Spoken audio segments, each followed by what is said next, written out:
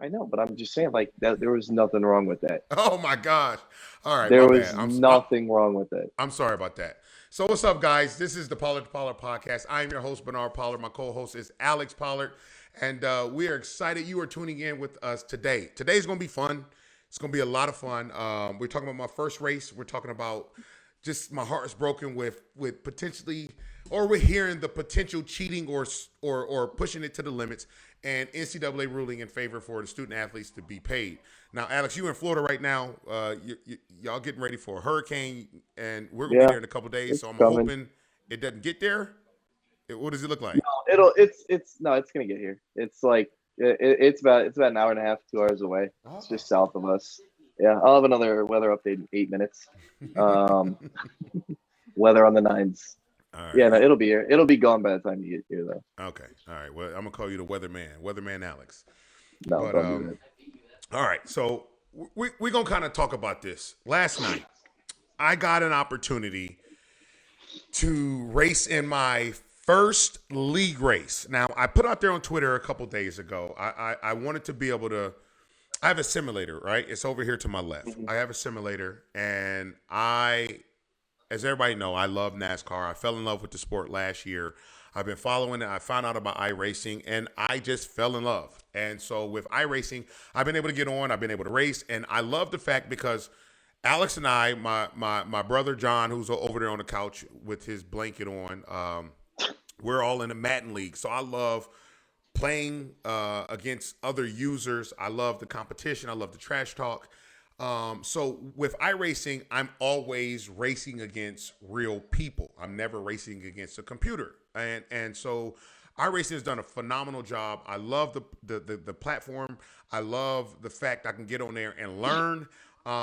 So that's what I've been doing. And I wanted to get more involved and not just drive for my license. And Alex, we talked about it when you were here before. You know, I'm a Mhm. Class B license, and I'm happy about Whatever that. that means.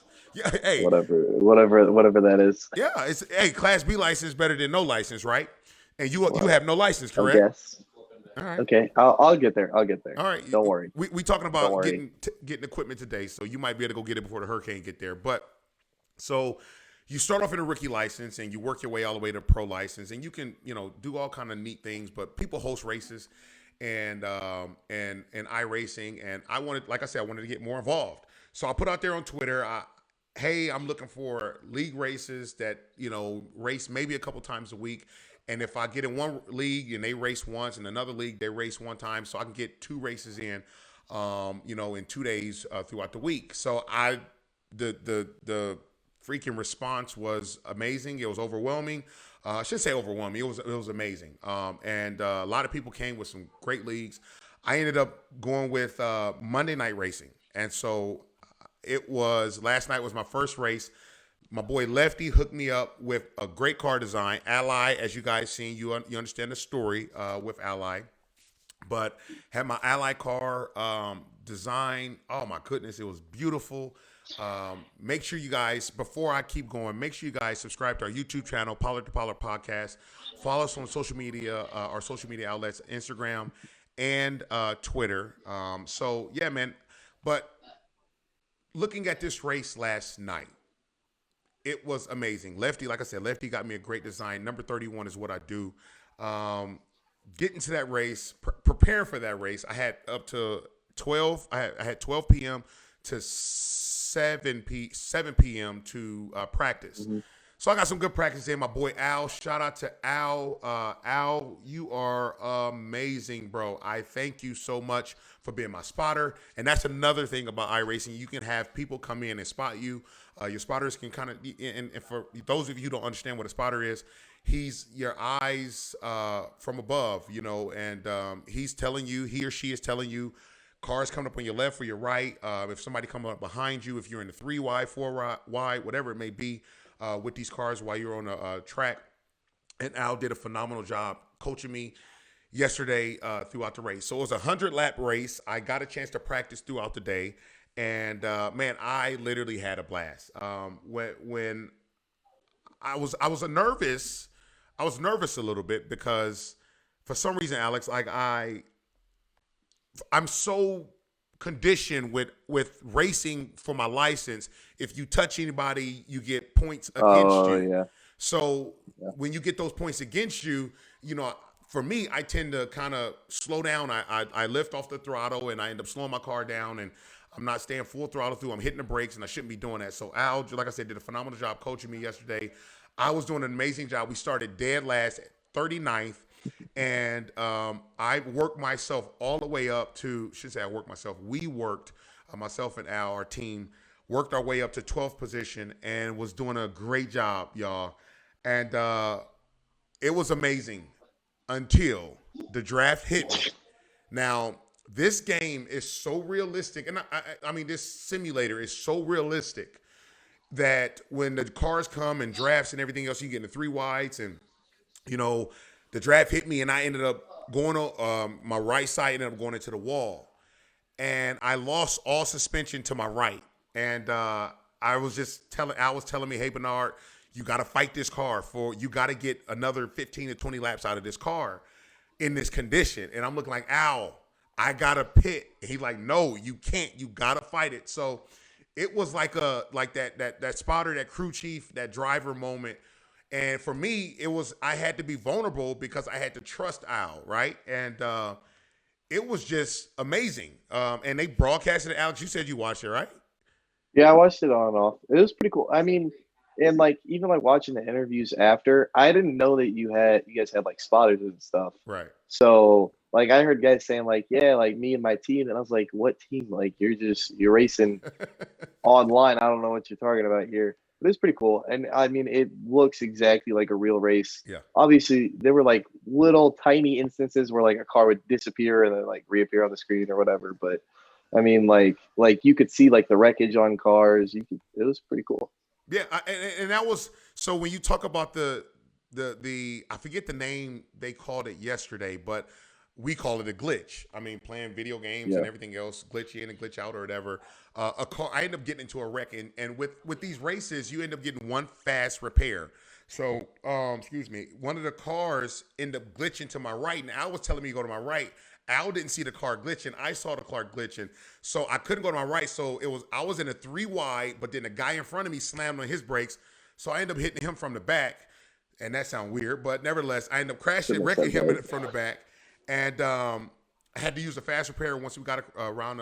We ended up going into a caution. And it's just like real race. And I mean, just the cautions and, guys spinning out and all this other stuff. So that was a crazy thing for me, dealing with that, using that fast repair, because obviously when my right suspension went out, I wasn't able to use a fast repair. So yeah, like you said, I mean, I've talked to a lot of people that don't really know about racing, don't really know about iRacing, but we got it up on Twitter. My Twitter handle is at CrushBoy31. So when I put that on Twitter, everybody was just like, yo, is this real? One of my dads, I actually trained him, and I trained his son. And he was just like, yo, were you in the car riding? And I'm like, no, bro, that was a simulator. And he was like, oh, that looked real. And so, yeah, so like you said, like it literally looks real. So I was super excited about that. I was running 12th for a while, worked my way from 39th to 24th to 12th. And then I hit the wall, and I dropped back to, I ended up having to pit, and my car cut off. So I had to get towed. And then I ended up in 33rd position. So yeah, that was a little that was discouraging, but just because I'm a competitor, right? Like I want to go out there and compete, and I want to do well, and I don't care that I haven't had the experience or the time that a lot of these other guys and girls have had on the race or on the simulator. Like I want to go out there and I want to win, and I want to win now. And with this sport, with this game, it's just not that way. And a lot of people have just been telling me that, but I'm just a competitor, and Alex, you're about to get ready to head to the store to go, after we're done, you're going to go get pedals and wheels, right? So yeah, I think I'm going to do it. Right. So you think you honestly think 30 days you're going to be able to beat me in a race? Yeah. Oh I'm that confident. And just so everybody knows, last time I was in Nashville, did I or did I not? First time on the simulator. First time. Did I or did I not beat your lap time? Alex. Yes. It's just yes or no. Yes or no. Yes. Thank you. Okay, I rest my you case. beat my lap time. I rest my case. Okay, you can rest your case, but it's a lap time that you beat that you were on for an hour, But hour and I a half still, trying to beat it. I was, I was not on there for an hour and a half. Oh my gosh. That doesn't matter. But regardless, I mean, still, hour and a half. I beat your lap time. I Okay. was able to work my way up and drive sound enough, technically sound enough to beat your lap time. And I mean, I'm not saying that that's like pro level or anything because I mean, you haven't had enough time to be that good. Right. However, I put in an hour and a half of time and was already driving at your level. Look, I'm putting I'm some lip chap on very my lips. confident. I'm putting I'm some I'm putting some lip very chap on my confident. lips. You know, I'll do some practice. Got to get my license, whatever that means. You got to You win know, not races. not not not run into the other cars. You, you I'll haven't figure dealt that. with the drafts. You haven't dealt I'll with figure people that out. pushing you. You got to be I on don't dirt know. tracks. I'll figure it out. All right, that I'll sounds get there. good. I'll get there. You're giving me 30 days. You That's got 30 so much days. time. You got 30 days, and I'm gonna beat your tail. That's I'm not no, kidding with you. you won't. You won't. And it's even better that you're only giving me 30 days when you've had this thing for what, a year? You and your dad, the one that said 30 No, I'm days. just I will. I'm not worried about it. You, I'm just saying. but It's gonna be sad. It's gonna be sad. We'll talk about it on an episode after it happens.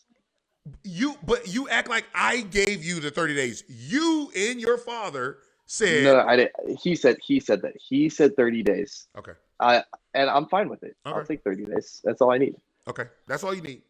So, I'm that good. all right. Well, I mean, look, I did well against Yes, guys I'm that been not saying racing. you didn't. I'm not saying you didn't. Well, I mean, I did well. Like, I got up to 12th. I ended up dropping back to Yeah. I finished 33rd out of 39. It was supposed to be 43 cars, but out of 39, I don't know if Yeah, I people were in the don't. pits. There were. So, I mean, I don't think there were over 40. When well, they it were was showing supposed to be the 43, leaderboards. but I look at that Yeah. and I'm proud of it, but at the same time, I'm not.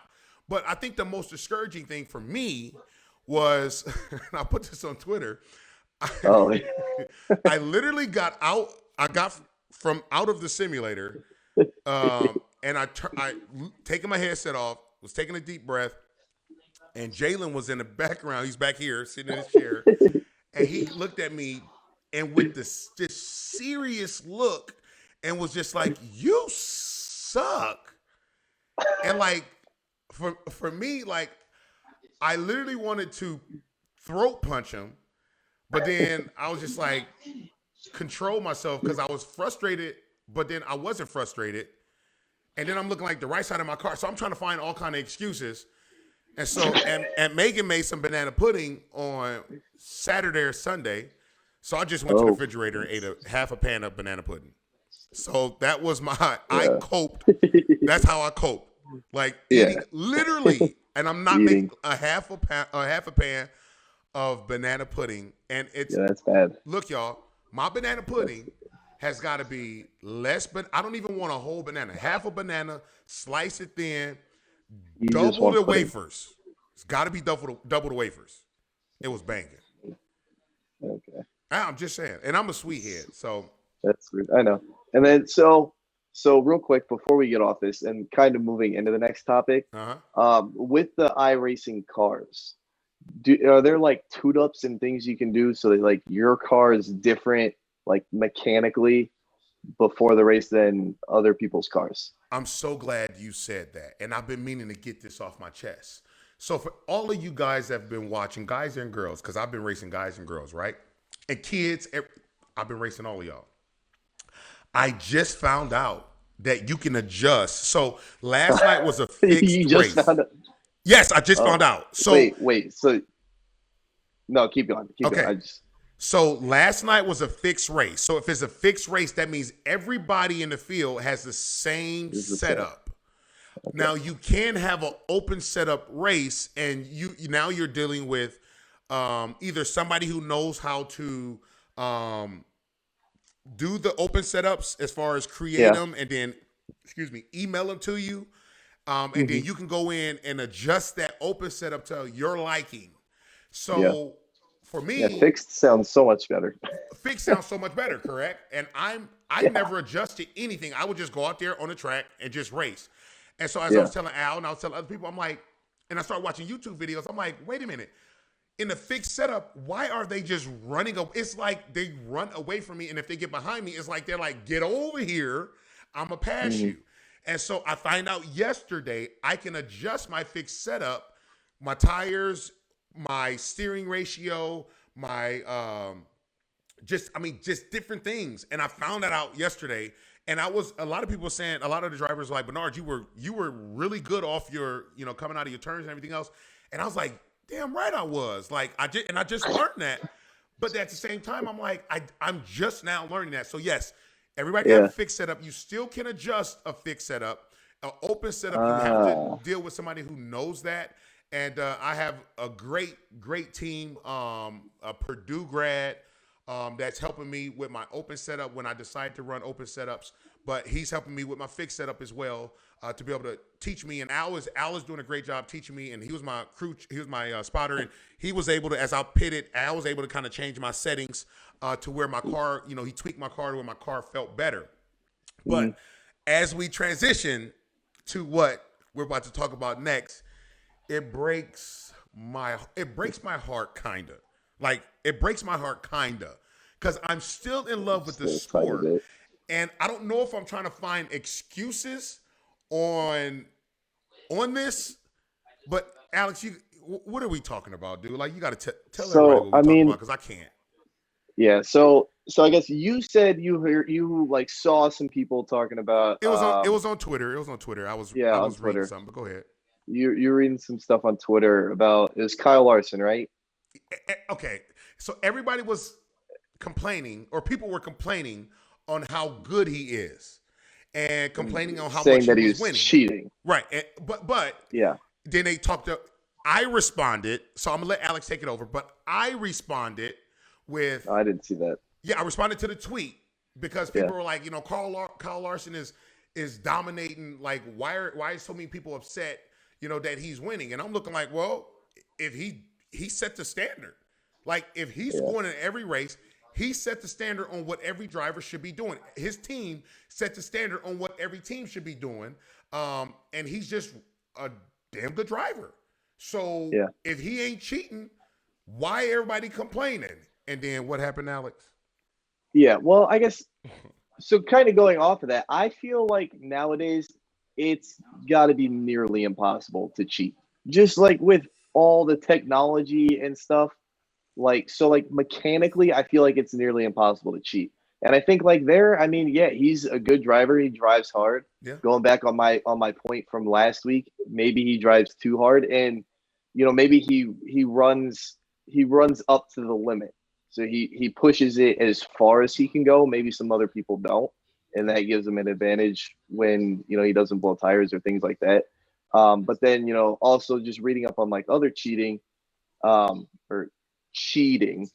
Uh, I guess some stuff with like teams. I get and so like teammates. I saw a video of this guy. I don't remember his name, but like he spun out intentionally. He was already in the playoffs. He had his spot. It was the last race. Right. He spun out to draw a caution so that one of his teammates could finish higher. That was like a whole big thing, and then and that was a little bit more recent. It's like they had like the cameras in the car, they had the audio. It's like they right after the race, because they thought it looked suspicious, they went right back in. They were like, he didn't, or that car like didn't run into him. He just spun out. So there's a whole thing there.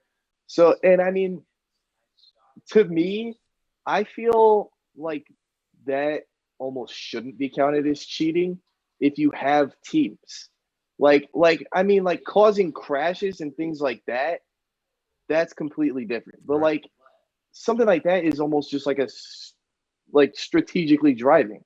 I mean, or like if you're like That's blocking off definitely people from cheating. behind you, how is that? Okay. Or say like, okay, say you've got a big pack, and you're towards the end of the season, right? Let's say we have three drivers that are like driving for the same team. Okay. One of them's lagging behind a little bit. He's pushing for playoff points. And then you've got some other guy who's on the edge that he could overtake. He's a little bit ahead, and then he's got his two teammates in front of him. Why would that be cheating if they're just blocking that guy on the edge off from passing, moving up position, and giving their teammate time to catch up? Why would that be considered cheating? But you just used two different scenarios. Like the it was no, okay, but but the spin out, it didn't cause a crash, it caused a caution. It caused a caution, so you were okay, yeah. I'm saying like something that causes like a crash, or the caution. Yes, could go either way depending on what kind of caution it is, in my opinion. I don't know what kind of caution you're talking about, but a caution is a caution. No, but I'm saying, yeah, but like there's like blatant things that are like, I saw a video. I think it was, I could be completely wrong on who this is, but I want to say it was Jeff Gordon. He had like don't you talk about Jeff Gordon? He had like a piece of padding from like his frame that he like threw out of his window to cause a caution. Like it was way earlier in his career. I'm pretty sure it was Jeff Gordon. Okay. I could be wrong though. So like obviously that's intentionally causing a caution there, but I'm saying like things like slowing the race down like that, which is almost the same as a caution if it's in the right situation. But if they're slowing down the pace, if you've got those two guys literally blocking that car off, slowing down the pace, obviously they're still driving harder and it's not like a caution pace, right? But they're still giving people behind time to catch up. But what the caution does is if I'm the leader, a caution is like a complete reset that screws everybody that's up ahead. Well, it really screws the top two. If I'm the leader and somebody spins out to create a caution, I'm pissed off. I'm pissed off about that. And so, yes, with these drivers, so the only thing I know really is Hendricks, right? So who is that? Chase Elliott, Cal Larson, Alex Bowman, and William Byron, if I'm not mistaken. So all four of them drive for Hendricks, correct? Mm-hmm. So with them driving for Hendricks, like they're, I don't know if they look at it the same way, because if we look at what this past race, Alex Bowman ended up hitting Kyle Larson and spinning him out. He didn't mean to, but those are their teammates. But I don't think, and I could be like that, wrong. And that I wouldn't see that as cheating. And obviously they can go in and look, they can look it and they can listen to the comms and stuff. Right. But like I'm saying, even if you are subtly able, like if you are able to spin out and to help a teammate, like you're doing it on purpose, right? But you don't cause a wreck, like just because, in my opinion, like causing a wreck is so much worse. Like if you're able to spin out and cause a caution, and you don't get caught, and you don't cause a wreck, all you get is a caution out of it. I personally wouldn't see that as cheating. That's really impressive. In my opinion. But what I'm saying is, what I was saying about Alex accidentally hitting Larson, they're teammates, but he didn't mean to do that. But I also look at it too. I don't know if they're looking at it as far as teammates the same way, because yes, they're under Hendricks, but all of them are racing for points and playoff spots. Yeah. So I don't think any of them is going to do something stupid to jeopardize. Being people criticized like that. People have done that, though. Well, people have done it, but I think, I look at it and potentially, I don't with that. I just started watching racing a year ago, and I can be dead wrong, guys. Like I could be dead wrong, but I just don't see that happening in today's NASCAR. But what I am going to say is, now, for me, I play football. I have been around players that have cheated, and I do not respect players that cheat. Now, I'm trying to find, because I'm looking at it, there's nothing really the driver, I guess the team can gain an advantage with the machine. And that's where it's Yeah, but I feel like that's so hard nowadays. correct. But Just because of but the past with all the what I'm cheating in the saying is past. I'm trying to, because I'm so against cheating, and I've Yeah, watched players cheat the game of football, whether it's yeah, steroids, whether it's, I've had teammates, and I know of other players that have used Adderall on Sundays, and hmm that helps them focus. Like, that gives yeah, them a focus like no other, right? hmm That's not prescription Adderall. They're using Adderall to focus in games. Now, I don't know how that is. I can't do that, right? I don't understand it. Steroids. I look at steroids, and I look at it and I say, I played this game for 9 years. I played hard, balls to the walls. My massages, I had 2 and 3 massages a week by one massage therapist, and they wasn't from IG. But I was taking care of my body and taking Advil or Aleve, mainly Aleve. Shout out to Aleve, right? So I was doing everything, the maintenance, and I'm watching guys cheat this game by getting on a cycle of steroids, and now their body is healing faster than mine, and that's an advantage. And so hmm having that advantage, I know of guys in the NFL cheating right now, and I mean, I don't respect them. I don't respect players that cheat. When you're able, we can't. It's two things I learned as a man. You ain't beating Father Time, and the other one we'll talk about. We'll talk about that one. It's two things that will take you down. Father Time, and the other one has taken a lot of men down, right? So we have got to, I'm trying to figure out, why am I looking at it? Why is it so hard for me to look at NASCAR? Because I talk to people with the teams. I talk to guys dealing with the teams that are part of teams, and like they told me, Bernard, most of the teams are cheating.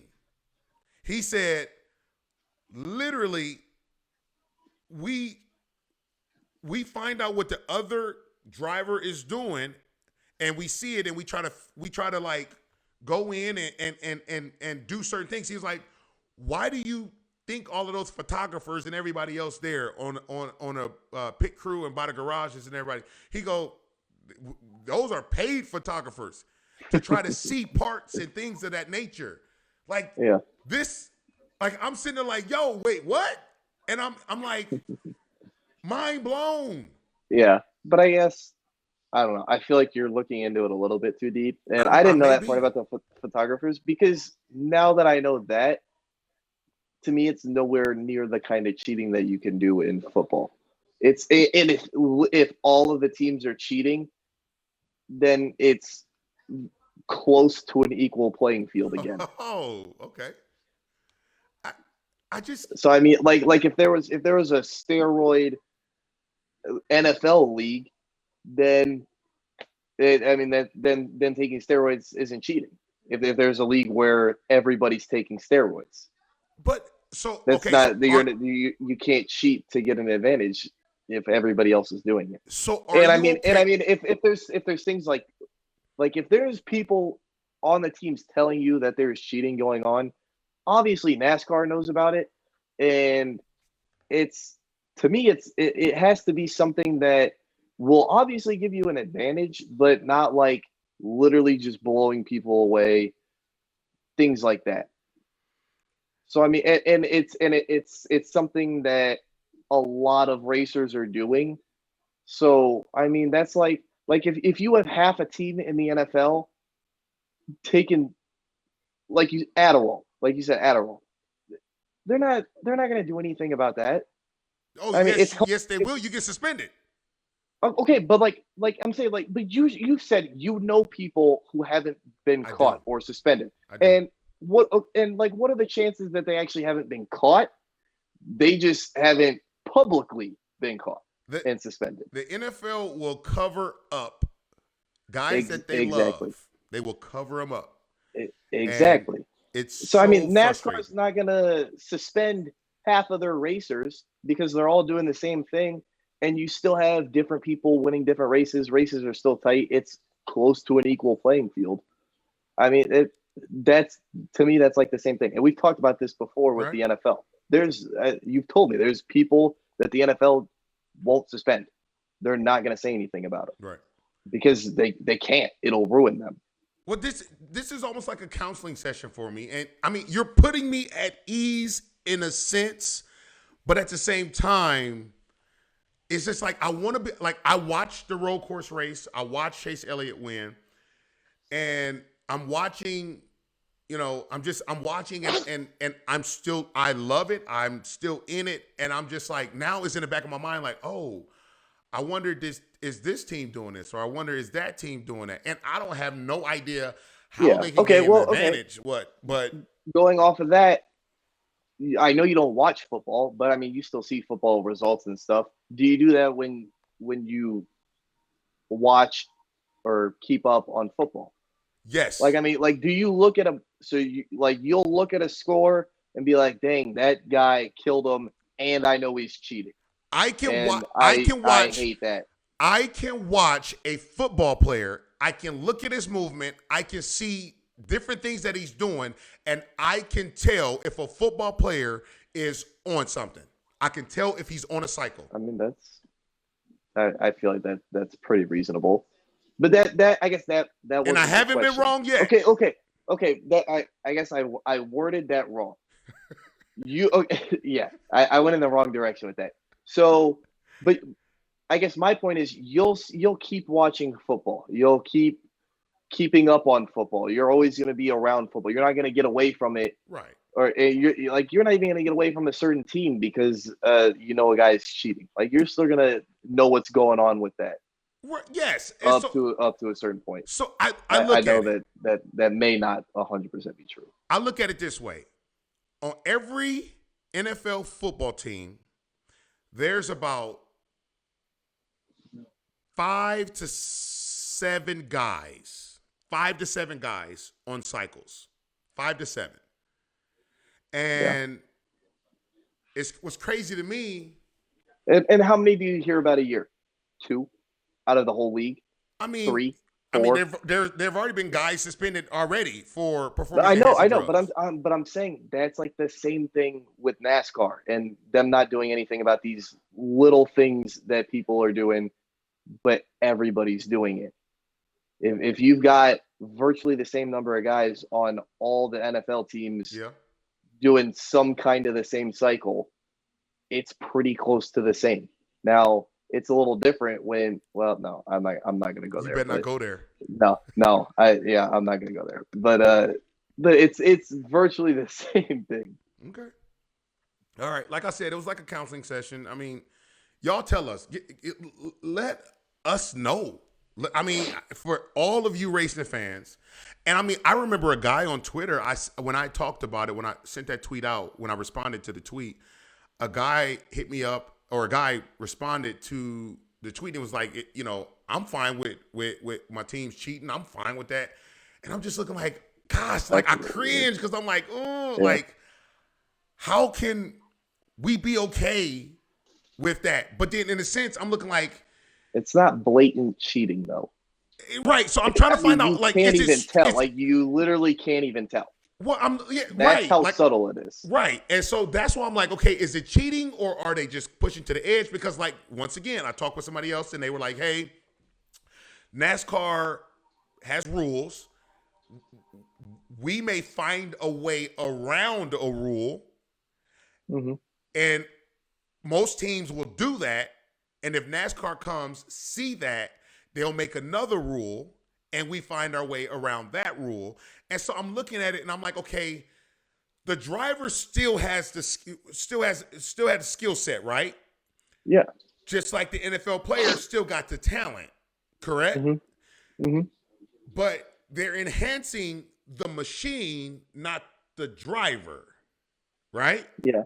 Yeah. The football player is enhancing the recovery. Okay. And so, Yeah. Well, okay. What's to say? And I don't know if anybody's brought this up to you or if you've seen it anywhere. What's to say the NASCAR drivers aren't taking Adderall before they go race? ooh, that's a good one. That's a good one. Well, I would if the good ones were taking Adderall, I would highly doubt they would be able to get out the car and name off all the sponsors. Like I don't like. Oh, I mean, how long are these 300 lap races? Yeah, You don't have to. I mean, you don't have to take too much. that's true. That's a good one. I guess I didn't think about that. Do Yeah. do any of y'all You know, drivers take they Adderall? they got to sit there for 300 laps and focus for 300 laps and not make any technical errors to win that Ooh, race. that's a good one, Alex. Hey, that's a good one, dude. You threw me for a loop right there, dude. That you spun me out, man. Mm-hmm. Mm-hmm. That was good. You're welcome. Oh, okay. Okay. Well, look, like I said, y'all get on Twitter, Instagram, YouTube. Ask us. Talk to us. Pollard to Pollard Podcast, at Pollard Podcast. Talk to us, _ podcast, I should say. But all these things will be available in the link. So get on. We want to hear because I'm trying to wrap my mind around this. So I Alex, I can see you're stuck now. I am. I You're am stuck. You're stuck. Yeah. I'm never really at a loss for words, but You're pretty right close right now, now. dealing with You're that, pretty especially close. the way you posed that last question, Uh-huh. that was a good one. That was Yeah. really a good one. Now, as we go to end, this is our last one. We're talking about the NCAA. Now, the NCAA ruling on student athletes being paid. You're in college, correct? Yep. So you deal with the volleyball teams and you see the athletes and everybody there. Oh yeah. Now I've been there, but I'm gonna let you go first. What is your take on the NCAA I ruling think. paying these or allowing athletes Yeah. to There you make go. money? I think it was definitely overdue. And I mean, the first thing I want to say, like kind of glance over a little bit, is the NCAA's amateurism. Because yes, they're playing collegiate sports, and that was their like whole basis on not letting them make money. Like they're amateurs, they shouldn't be paid. Um, I just feel like, and I mean, I'm with teams now, and so I know a lot of athletes Okay. at the school.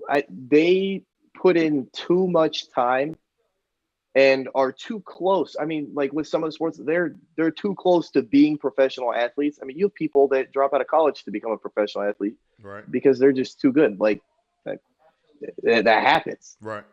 to not be compensated because there's some sports where there is no professional career Okay. or there isn't a professional career available in the United States.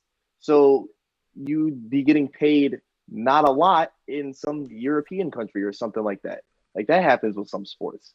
So I mean, I think that alone right there, just the amount of time that they put in, and then just looking at their post collegiate career and the potential inability to make money Right. because I mean, I'm not, and athletes aren't stupid, but most athletes don't go for like the higher level career fields. Right. I mean, you don't see a lot of Myron roles. So I think it was definitely necessary for that. And I like how they were broad with their ruling. And I know we're going to disagree a little bit here. But I think that was necessary. And I know they didn't do it intentionally. They wanted to set their rules, but they couldn't because there's no federal law to back it. Right. But I like that they were broad with it, and they're letting the schools in the states make their own laws / rules if it's just a school and the state doesn't have a rule. And I think that'll increase competition. And we talked about this a little bit before. I don't think it can get out of hand with letting the states make their own laws about it, because the states still aren't going to jeopardize the students' ability to stay in school in their state. Okay. So I mean, obviously, like Alabama, the University of Alabama is bringing money into the state of Alabama. So Alabama's not going to go out and make their laws around this to the point where an athlete wouldn't, like a 5-star athlete wouldn't be able to go play for Alabama. Right. They could somehow mess that up. So I think they're gonna stay within reason. Okay. I hear you. And I'm with you. I'm with you. So for everybody out there, you kind of gave the broader picture, the makeup of this ruling, right? I'm looking more at the individuals. I'm looking at just the game, the integrity of the game, each sport, the integrity of the sport. And I mainly talk about the game of football, but just the integrity of all sports, right? And we all, I Okay, think real we quick, all. real quick. You said who? So like, okay, real quick. So with the integrity of the sports, I just, can you start there? Because we didn't, yeah, like I haven't even heard you mention this part before. So like I want to know how it can affect the integrity of a sport if the laws are set. Because Right. at that point, it's just the athlete can obviously, you can pull a Reggie Bush and get paid and then lose everything because you broke the rule. So I mean, there's still going to be rules in place. So how is it going to affect the integrity of the game? Okay, so this is how I look at it. The game, I got to start from the beginning. Every high school All right. football player, I think this changes the dynamic. Now, I am for college players being Mm-hmm. compensated. I truly believe that they should be compensated. I think to open this box to allow them to go and make money on their likeness, I do believe that should have happened. I also think that the schools for every player, regardless of what sport it is, I think we all understand football and basketball in most situations, at most colleges, are bringing in majority of the Mm-hmm. revenue. Well, Yeah. you agree with that, correct? Yeah. Yeah. So now, as we talk about the beginning, I look at the high school athlete now. Mm-hmm. This changes the dynamic. This changes the psyche of the player. And I'm just going to talk football right now. Now, I Okay. understand the game of football. I know the game of football. I had college offers. I could have went a lot of places to go play football. This obviously was not in the picture. I had to pick the best situation for Bernard. So Purdue University was the best situation for me. I knew I did not want to potentially change positions and play linebacker and be in school 4 or 5 years, putting on weight, doing whatever else. I knew I wanted to go to college for I was 3 gonna say years. you were way too small to be a linebacker. Exactly. I wanted to go to college for 3 years, start as a true freshman, and declare as a true junior to be drafted to the National Football League. Now, I understood school had to be done, and I did that. Now, I look at today's athletes, and I'm like, wait a minute. We all are fighting, hey, everybody's saying, oh, this kid should be playing this sport. Don't just concentrate on one sport. They should be playing basketball. They should be running track. I think this changed that. This changes that by So being able to be paid, you being think able to they're see gonna your be likeness. more open? So Like now you got more athletes that's going to turn to that. I want to be with a coach specifically concentrating on this sport. So if you got the Okay. football See, so player, I disagree with you there. okay, I hear you. I mean, yeah. So Well, keep going. And then so when it's all said and done, you have at times phenomenal freshmen that enter the college and end up playing as freshmen. And so I know Rondell Moore, if I'm saying his Yeah. name correctly, Yeah. from Purdue University, played as a true Yeah. freshman, played as a sophomore, set out. I think he set out his junior year, if I'm not He said it. mistaken, He said out. Yeah. and he ended up getting drafted. So he's a kid that played, and there's been other guys and other women that have played their freshman year and dominated. Now with this being able to I just think more parents and more players are going to say, I want to concentrate on this one sport so I can enter college.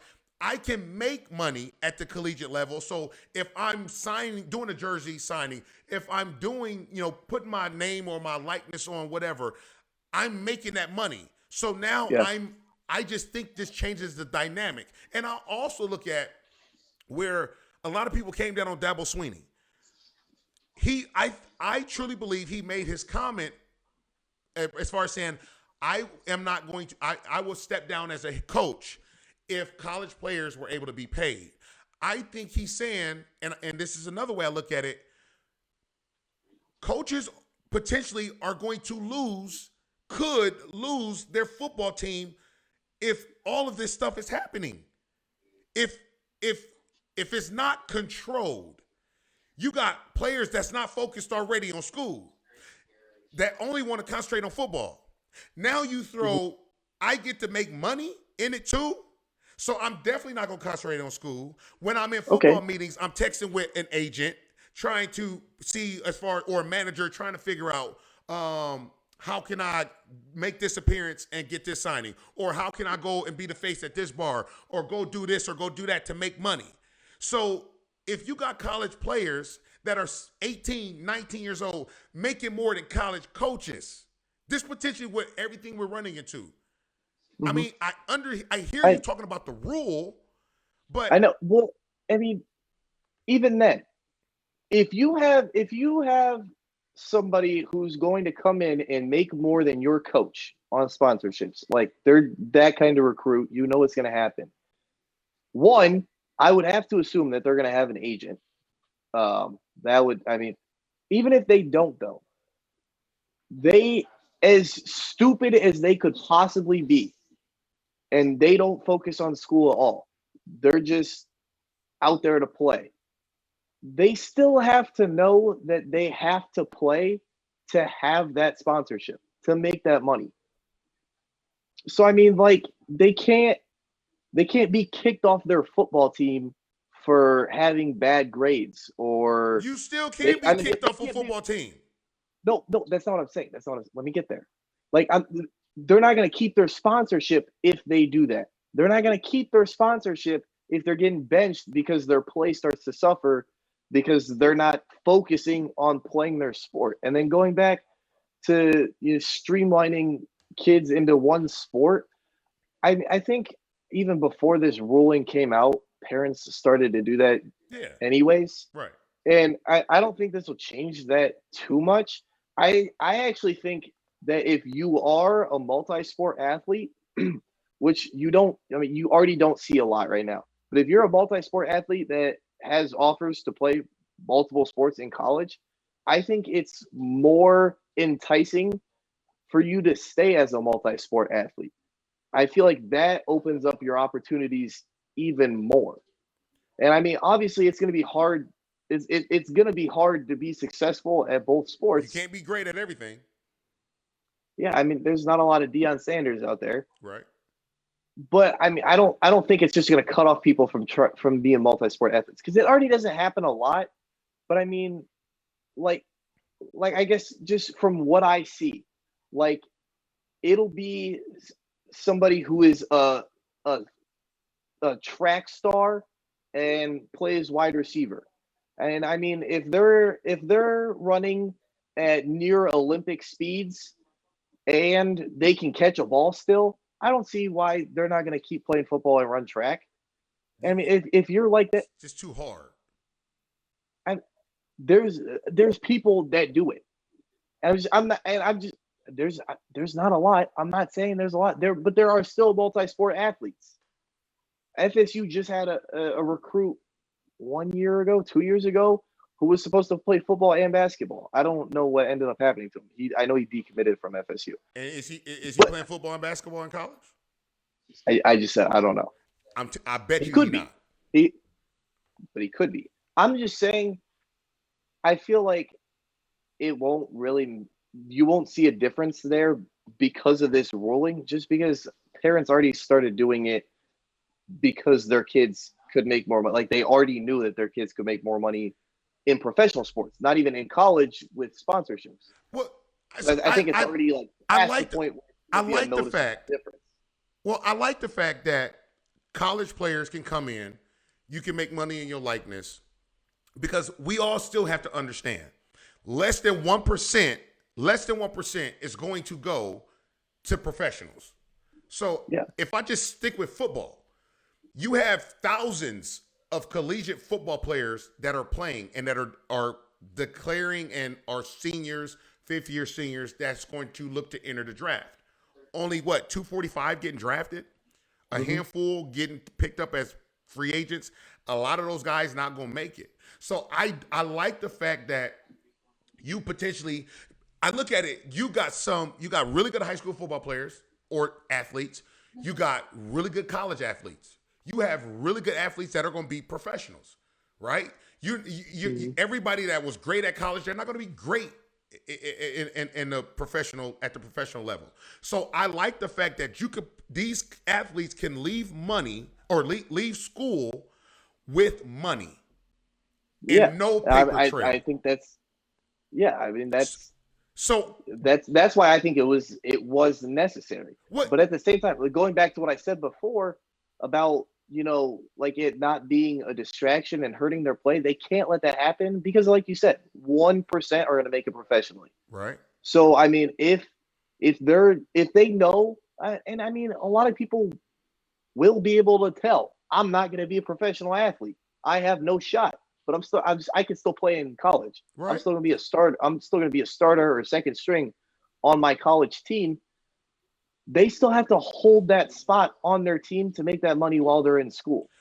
And I mean, for them, I think it's even more important for them, someone who's not going to go pro, to make sure that they play good, to compete with the thousands of other people that are exactly like them going for the same sponsorships. Because it's going to be so much harder to get money out of a company if you're not going to be a professional athlete.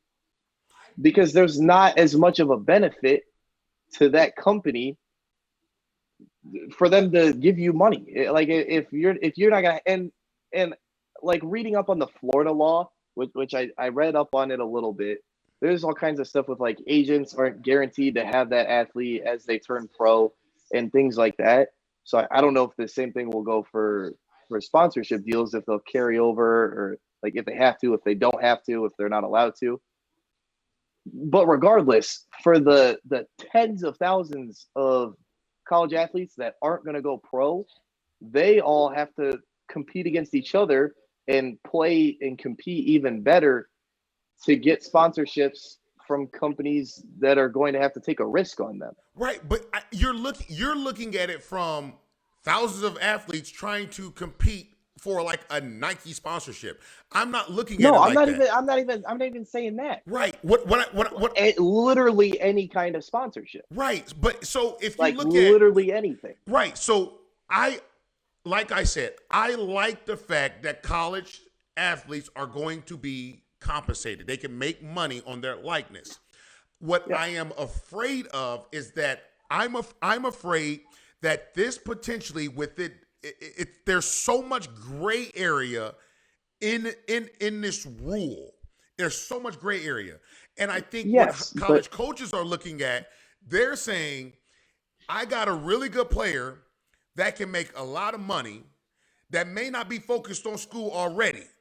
Now, this really good player that's got a possibility that's not focusing on school. Now we throw money to be made right now in the mix.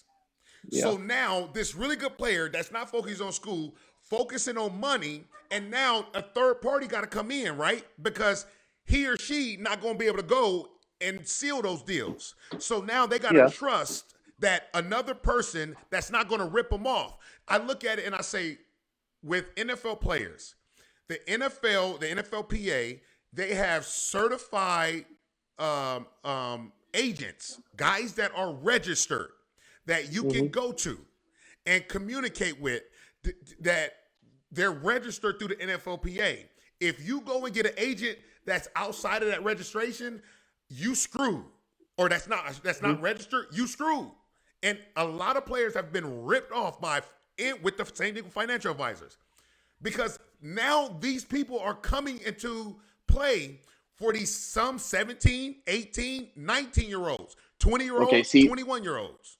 Let me stop you right there, because I know for at least Florida alone, and I don't see why this would be different in any other state, you have to be certified under some random thing. I don't know what it is. I don't know what all the numbers and words meant. It was some law, basically.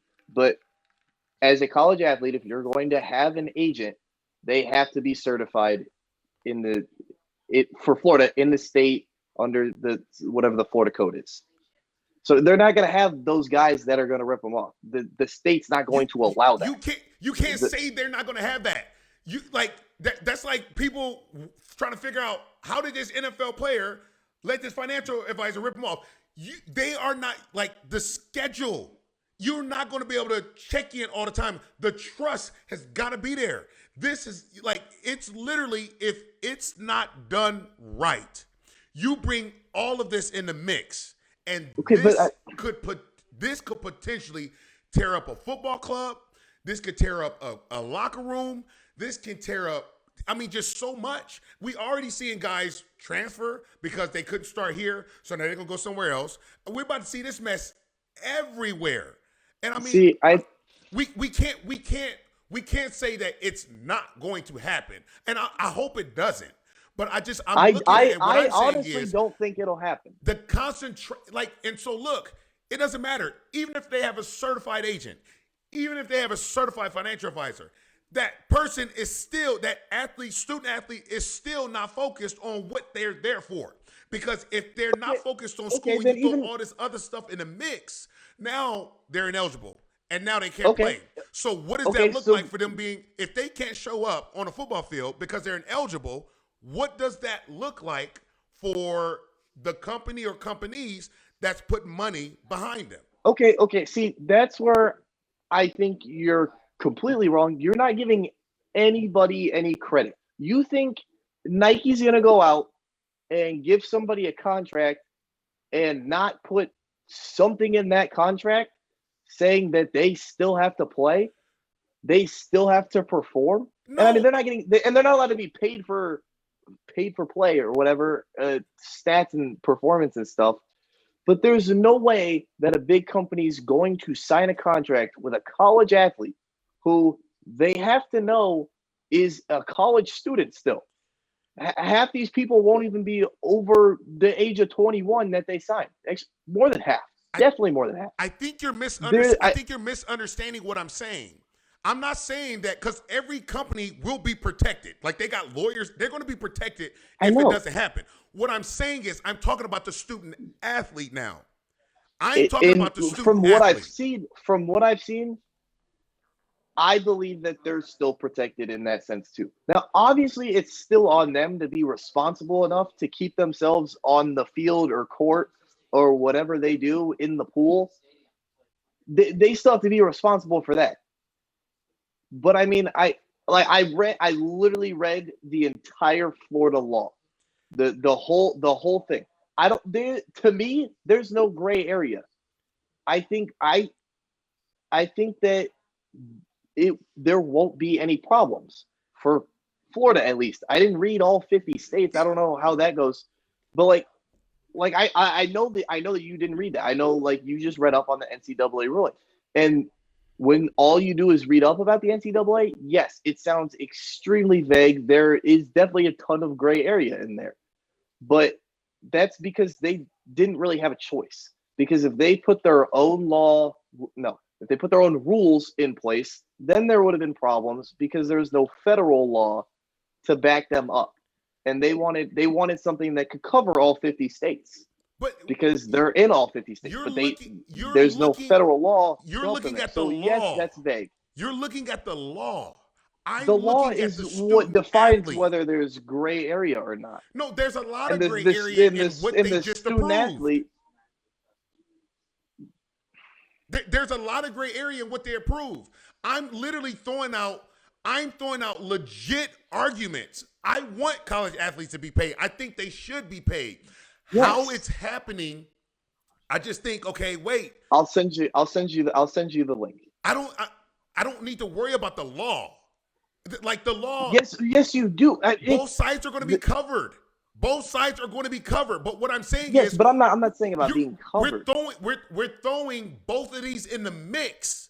So what we're saying is we already got now we have a handful of student athletes that are going to handle their business. They're going to go to class. They're going to make sure their GPAs are up. That's making sure the team's GPA is up. That's making sure they're eligible to be able to play.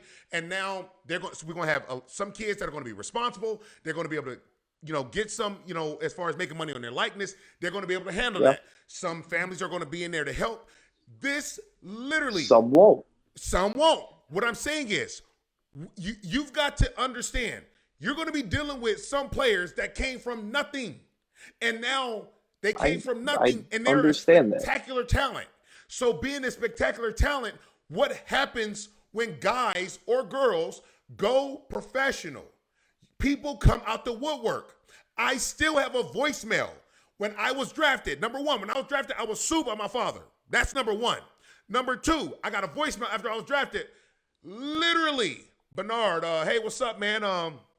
Man, congratulations.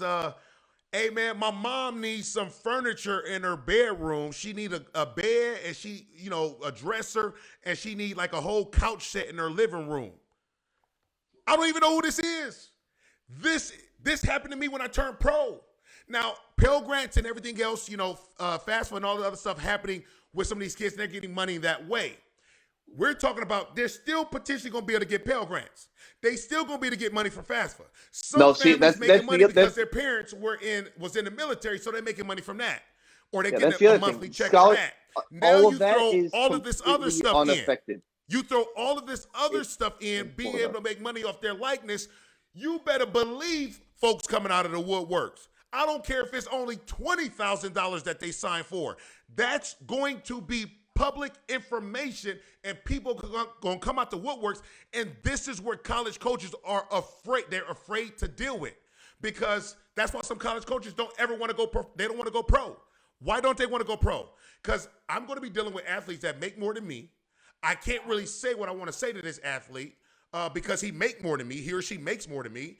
And then I know outside of what they're getting from our organization, now they got Nike sponsorships. They got all kind of big time companies, corporations behind them. So college coaches want to stay college coaches. Why? Well, I can say what I want to say, and if the player don't like it, he can either he or she can transfer and whatever. Now all of a sudden, hey, my quarterback making $150,000 from Nike, and he ain't no dummy. He gonna stay on the football field. Why? Because he ain't gonna be academically ineligible. But at the same time, he might have an attitude problem, and I hardly could tell him what to do. But now he making that $150, and he making more than my my quarterback coach. And he won't listen to him. These are problems, and that was a big hypothetical. But still, even with that, he's still a coach. Correct. Kick him off the team, bench him. Watch how fast that money goes away. Correct, but this is what I'm saying. This is what we got to deal with now. That's why I think the only thing that you see as a concern is the athlete being responsible, which is 100% on them. They still have to be responsible right now. Right. Yeah, I mean, and we all know there's still college athletes making money, or they were making money illegally a year ago. But they had to be quiet about it. It wasn't on the same scale. Yes. However, it's always going to be on the athlete to stay on the field. Correct. They have to control themselves to stay on the field, the court, in the pool, on the team. And that sounds good. That sounds really good. But now when you throw this money at an 18, 19, 20-year-old, and once again, it's like I'm talking about out of both ends of my mouth. I think they should be paid. But like I said, the gray area comes in. They still saying like, wait, can boosters give them money? Like literally they're saying, well, it just depends if a booster got a company and a booster wants to do whatever. Like it's gray area in all of this. And so this is going to divide a Okay, team because even there. this becomes public information. And with these kids, they're coming from high school. They got social media, but they're going to hit a whole different market. They're hitting a market where Yeah. you got media. You got people talking about you. You're going to be on ESPN weekly if you're at a big enough school, in a big enough conference. You're going to be doing that weekly. So all of this, oh, hey, he getting paid and he not performing. How does this athlete deal with that? Because I'm being paid, even though it's my name and my likeness, at a bar or on a billboard or to show up and do a signing or to be whatever. I'm being paid. How do I deal with this? Pro players don't cope well with this. Now we And about to throw I'm this not to saying, okay, teenagers. I'm not saying that they will. I, one, don't think that any of their deals will be nearly as big as a pro player's because I don't think a company will invest that much into a collegiate player. But two, like even all I know is just for Florida. But even there, the booster thing, that's in the law. Read about that. That's covered. There's no gray area there. If a booster is if a booster is going to give a player money as a sponsorship, can't be just like straight up pay for performance. It can't be money that came out of the school.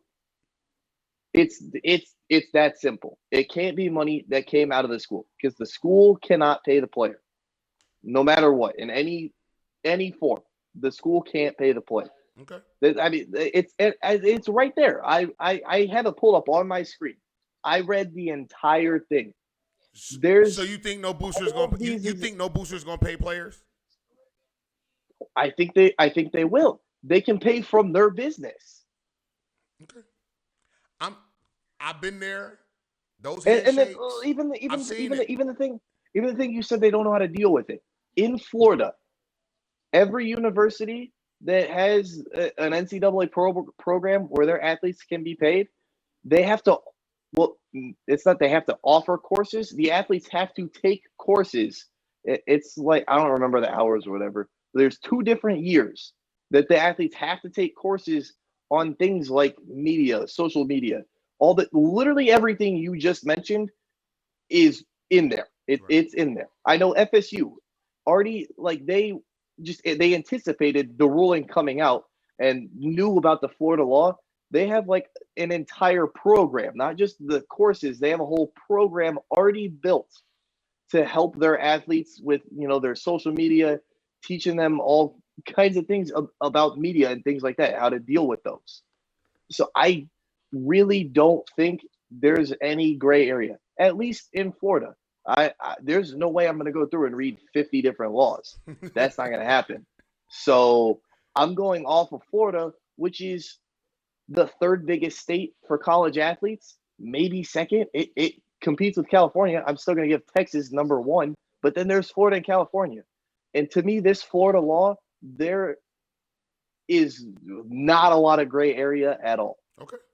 From what I've read. So look, I think they're I think everybody's pretty covered all around. I think the law provides support and help for the athlete in dealing with what they're going to deal with if they're on that kind of level. I don't think there will be too much of a problem. I think they've kind of leveled it off, and they've made sure that the athlete will still be eligible, still stay in school, all those things. all right. I mean, that sounds good. I mean, once again, I believe college athletes should be paid. I don't have the proper answer on how or how to orchestrate that. I don't. But I am afraid of what can happen with all of this. I look at the health. Once again, I look at the health part of it. Some of these athletes are the injuries and everything could be career injuries and everything else, things they're going to deal with down the line. How are they helping the athlete there? And I've heard on a couple interviews I'm not. they I'm talked not. I'm about not going to this. go into it, but Yeah, health insurance is included in the Florida law. right. So that's what I'm saying. All So kinds of different health right, insurance, disability insurance, right. total So disability, partial disability, all of it. right. And Right, so right there. I just think everybody that the health part of it should be in there included. But I am just afraid because it's new on what potentially could happen. I want the players to make money. The universities are making buku money, buku, but I just don't know how to orchestrate it all. Alex doesn't think anything's going to happen. I think some stuff is going to happen. I think we both agree that college players should be compensated. You know, using their name and likeness, this is a start. But I do think they need to fine tune and come harder with some stuff. But guys, make sure you subscribe to our YouTube channel. Comment, hit us up, let us know what respond back, talk back on Twitter. Hit us up at Pollard. Definitely let us know on Twitter. Yeah. I know. Alex looking for he love looking at that. Questions, comments, all of it. All of it. So yeah, we will both respond on Twitter at Pollard_podcast and on IG at Pollard_podcast. We thank you once again. Thank you so much. Make sure you tune in next time. Have a great day. Peace.